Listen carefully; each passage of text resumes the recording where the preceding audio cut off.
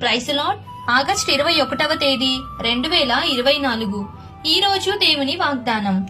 ప్రతి మంచి చెట్టు మంచి ఫలములు ఫలించును, పనికిమాలిన చెట్టు కాని ఫలములు ఫలించును.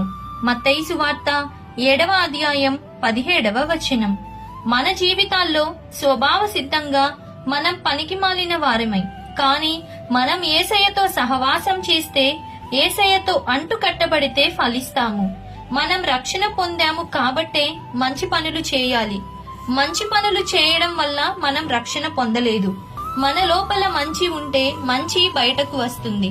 మన లోపల చెడు ఉంటే చెడు బయటకు వస్తుంది. మనం లోపల ఏమై ఉన్నాము అనేది మన జీవితంలో కుదుపులు కష్టాలు వచ్చినప్పుడే మనకు తెలుస్తుంది.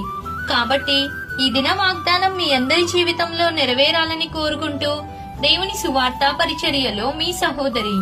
ఆమేన్. గాడ్